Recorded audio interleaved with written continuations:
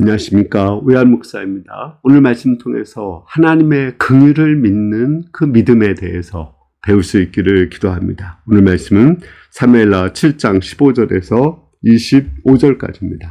우리아의 아내가 다윗에게 낳은 아이를 여호와께서 치심에 심히 앓는지라. 다윗이 그 아이를 위하여 하나님께 간구하되 다윗이 금식하고 안에 들어가서 밤새도록 땅에 엎드렸으니 그 집에 늙은 자들이 그 곁에 서서 다윗을 땅에서 일으키려 하되 왕이 듣지 아니하고 그들과 더불어 먹지도 아니하더라. 이래 만에 그 아이가 죽으니라. 그러나 다윗의 신하들이 아이가 죽은 것을 왕에게 아뢰기를 두려워하니 이는 그들이 말하기를 아이가 살았을 때 우리가 그에게 말하여도 왕이 그 말을 듣지 아니하셨나니 어떻게 그 아이가 죽은 것을 그에게 아뢰일 수 있으랴. 왕이 상심하리다 아니라.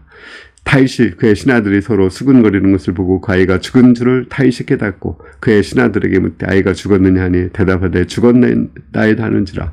다윗이 땅에서 일어나 몸을 씻고 기름에 바르고 의복을 갈아입고 여호와의 전에 들어가서 경배하고 왕궁으로 들어와 명령하여 음식을 그 앞에 차리게 하고 먹은지라. 그의 신하들이 그에게 이르되 아이가 살았을 때 그를 위하여 음식하고 오시더니 죽은 후에는 일어나서 잡수시니 일이 어찌 됨이니까 하니 이르되 아이가 살았을 때 내가 금식하고 온 것은 혹시 여호와께서 나를 불쌍히 여기사 아이를 살려주실는지 누가 알까 함이거니와 지금은 죽었으니 내가 어찌 금식하랴.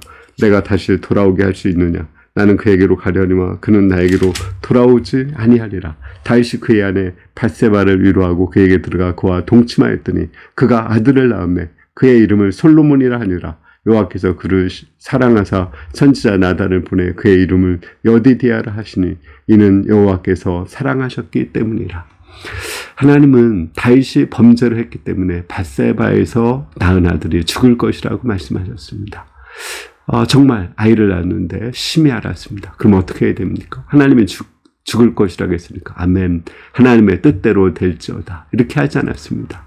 하나님의 그 진노 중에라도 하나님은 긍휼을 베푸시는 것을 믿었습니다. 그래서 7일 동안 금식하고 기도하며 하나님께 울며 긍휼을 구했습니다. 다윗은 하나님의 사랑을 믿고 또 그 아이를 하나님께서 돌이키셔서 다시 살려주실 것을 기대했습니다. 그의 최선을 다해서 긍휼을 구하며 기도했습니다. 다윗에게 하나님은 너무나 좋으신 분이고 사랑이 많으시고 긍휼이 많으신 분이고 때로는 그 뜻을 돌이키시는 분이십니다. 회개할 때 그 회개를 보시고 뜻을 돌이키셔서 다시 아이를 살리실 분이라고 그는 믿었습니다. 하지만 그의 기도와 달리 하나님께서는 그 아이를 데려가셨습니다. 그때 어떻게 됩니까? 나의 뜻대로 되지 않았다고 다윗은 하나님께 원망하고 불평하고 또 절망하고 낙심하지 않았습니다. 오히려 일어나서 목욕하고 의복을 갈아입고 하나님의 전에 들어가서 하나님께 경배했습니다. 그는 아이를 데려간 것도 하나님의 사랑이고 긍휼이고 은혜인 것을 알았습니다. 좋으신 하나님께서 하나님의 선하신 주권대로 모든 것을 이루시는 것을 믿었습니다. 그리고 하나님께 감사하고 하나님을 찬양했습니다. 그리고 밧세바를 위로해 줬습니다. 그때 거기서 아들이 나왔는데 그가 솔로몬입니다. 하나님은 나단을 보내셔서 그 솔로몬을 여디디아라는 그 별명을 지어주었습니다. 여디디아는 하나님이 사랑하시는 자라는 뜻입니다. 하나님의 사랑을 믿고 긍휼을 구하며 최선을 다하는 그러한 사람에게 하나님은 사랑해 주십니다. 우리는 어떠한 하나님의 진노와 훈련 가운데서라도 그 모든 진노와 훈련도 하나님의 사랑 가운데 있다는 것, 하나님의 긍휼 가운데 있다는 것을 믿어야 됩니다. 또 나에게 기도대로 되지 않았을지라도 또 내가 원하는 대로 되지 않았을지라도 우리는 그 사랑의 하나님을 믿고 하나님께 감사와 찬송을 드려야 됩니다.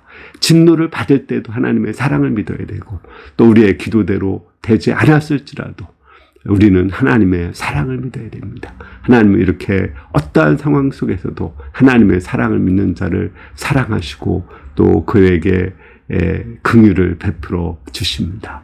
그리고 그를 통해서 메시아가 그 솔로몬을 통해서 메시아가 태어나게 했다는 것 정말 놀라운 일이 아닙니까? 하나님께서는 진노 중에서라도 긍휼을 베푸시는 하나님이십니다. 너무나 좋으신 하나님이십니다.